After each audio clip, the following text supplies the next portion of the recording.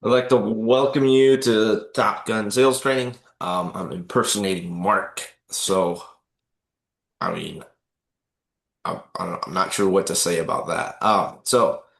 Yeah, let's dive right into it. Nora, what you got? Well, since it's Memorial Day yesterday, I didn't make any calls, but I do have a couple people that I'm working with that I keep just calling to kind of keep in touch with. And I never know how much to push people because it seems like the people that we kind of been pushing, they either if they do go through with the action vision, then either it's always like a financial situation where we end up making some sort of adjustment or whatever. Um, I don't know. It just feels wrong, kind of in a way. But they probably need it the most, so I don't really know. So what are your guys' thoughts on how much do you push and how much do you just I don't know, kind of put it out there, put yourself out there, offer stuff, but then just kind of let it go, so to speak. I don't know.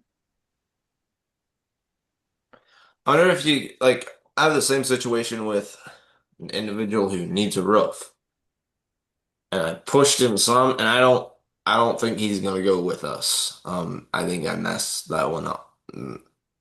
Like. I wonder if there's somehow you could do the takeaway close or something like something more risky than pushing them because I don't think, or I'm not sure that pushing people is, especially for me as an expressive, I don't enjoy conflict, but there's certain stuff where it's like I'm not as sensitive to. So like I wonder if there's a takeaway close or some other close for people who just kind of like, yeah, I'll look over it, or people who don't have a high sense of urgency. So Luke, when you push somebody, what would that look like? Or what does that? Do you have a script or what do you say when you push somebody? Sometimes I use the schedule as like, hey, you need a new roof and our schedule's filling up. Like, let's get you on the schedule. Okay. Um, Sometimes it's that.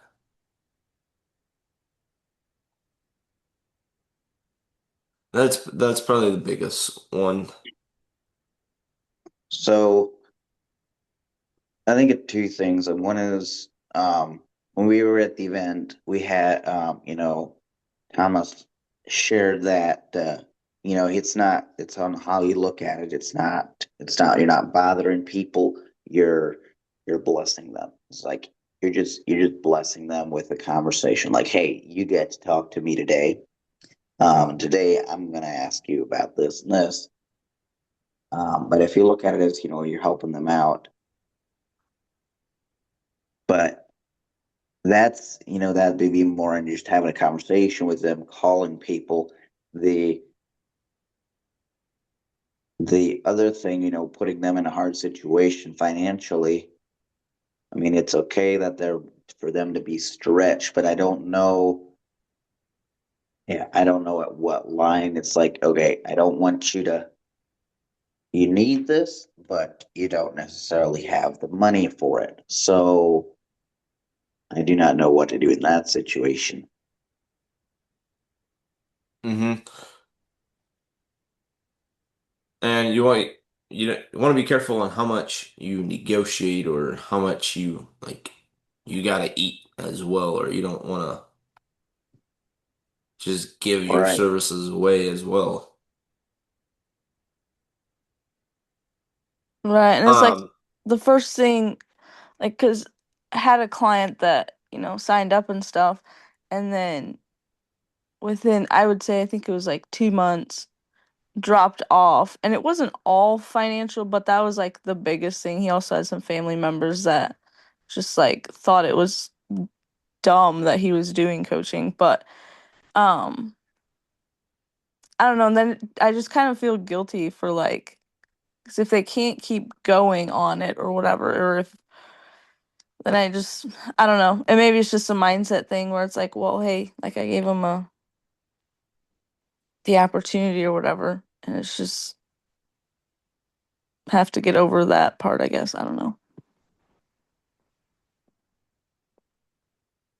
Mm-hmm. And like for me, in my situation, what kind of ticked me off, or not really, yeah, I guess it kind of ticked me off, is that he had to loan the money from the bank, and he went and got the loan, and he's still not moving forward. And he's got all the money from the loan, like to do his project, and he's still not moving forward. I know he's checking with other companies, but I'm pretty sure he hasn't found anybody that he likes as good as us.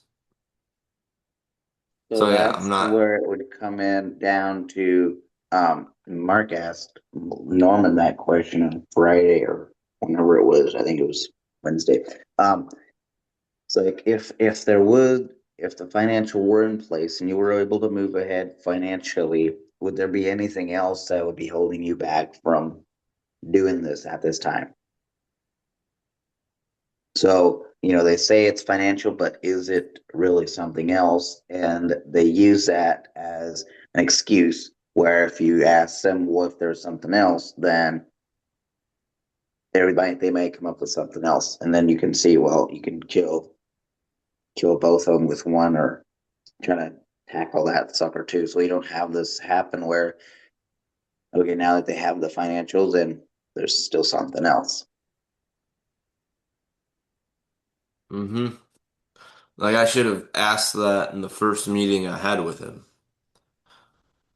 Well, as soon Or as this. whenever they brought up the financials as what's holding them back, it was like, okay, well, is there anything else? Like, if the financials were in place and you have the money, you got the loan, whatever, would there be anything else that would be holding you back from making this decision? Hmm.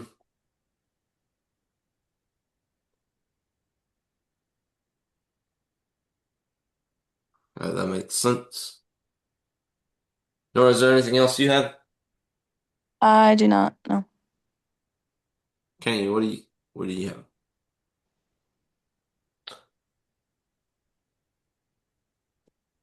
Um, Trying to think. I don't know how to have anything.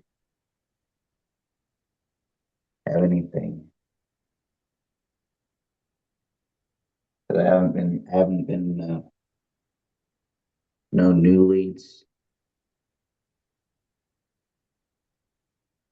Oh, maybe one thing. So at the event, I had Alicia ask me, I was like, okay, hey, what is this? You get 3-car garage, detached. How much does that cost me? Just a ballparking. She won't hold me to it. She just curious. I have no idea. I mean, there are so many options, so many variables. I don't know.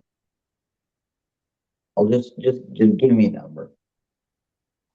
I don't like to do that. I don't like to give people a Hmm. number because then they're gonna hold me to it, even if they say they won't. Because if I tell her 50 grand and it comes out to be 70, well, she'll, hey, you told me 50. And I don't know what to do if that happens, because that happens quite frequently, actually.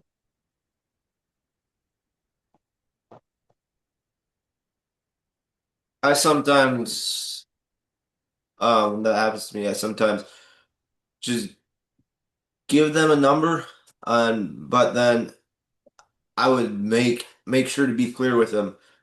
Like I'd give them a high number and then make sure to be clear with them. This is just, you know, a rough ballpark. I mean, for us to get, a solid number, we'd have to do prints and all that stuff. And I have no idea on the actual number until we have prints or selections picked out and that stuff.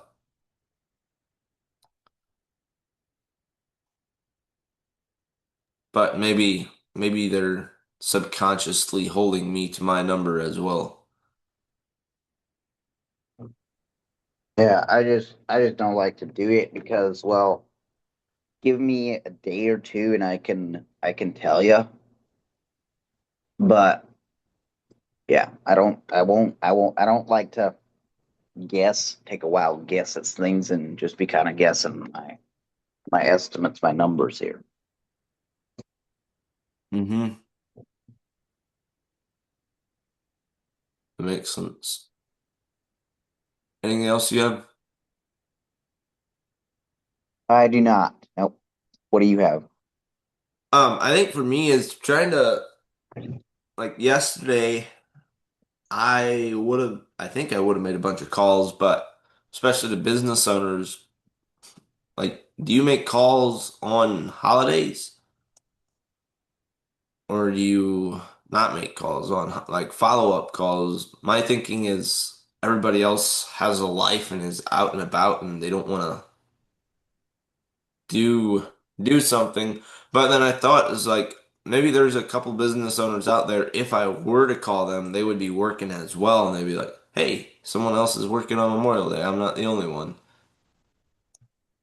It's like how do That you that's most likely the case, and it's like Memorial Day especially. So because we're working with Amish, I try to keep that in mind, especially if there's like Amish holidays, to where I'm not gonna call them just so they don't know that I'm working today, because maybe more like Ascension Day or something like that, where it's kind of an Amish thing to not work on that day. So I'll just not call them that day.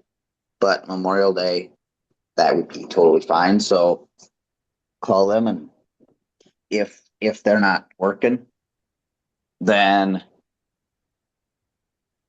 that they know that you do that you're working today, and you can mention something, so it stands out to them, so they notice, hey, you care about them. You thought you're working hard, or you're working on a vacation day essentially, and you're trying to make things happen. um and then if you get to talk to them, well, they're doing kind of the same thing as you are. mm-hmm.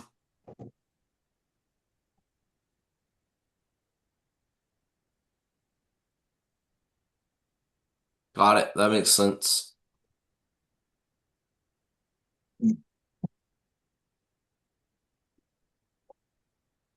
Okay. I don't think I have anything else. Do you guys have anything else? Nope. I guess I would have one more thing. How much do you are you should a guy be concerned about just the physical health of one of his workers? I don't know. Let's say a guy just has a pack of bologna to eat and like 11 Mountain Dews throughout the day. What you mean? Would that be of concern, or just kind of, hey, if it works for him, it works for him? How old is the guy? 19. Gotcha.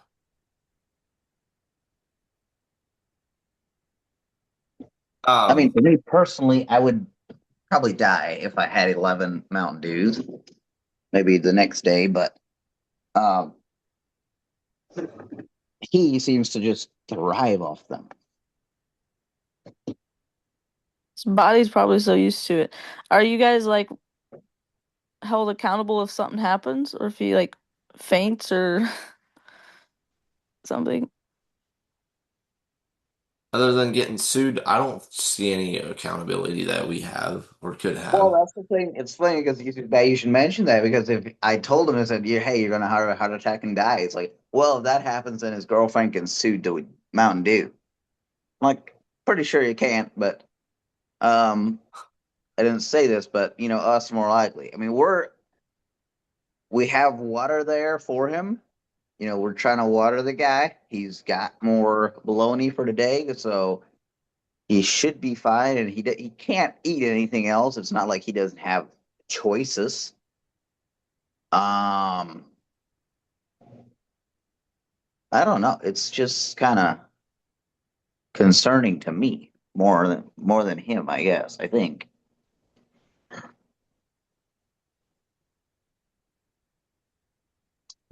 Yeah, I wonder if he would do a lot better if he would have the standard of drinking a lot of water and eating healthy foods.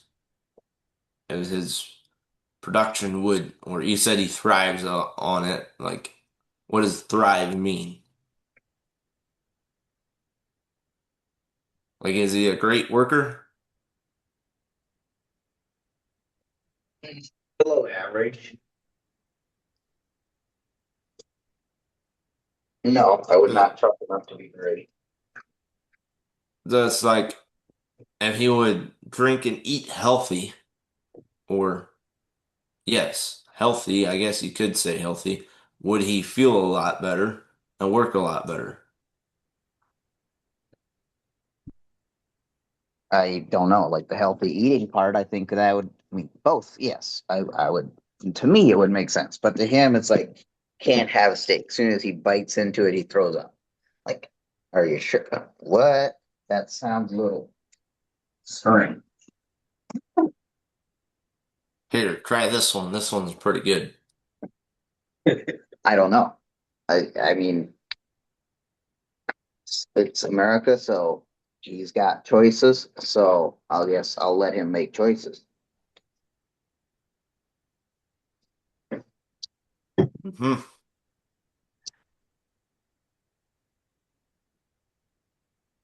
Uh, we'll see.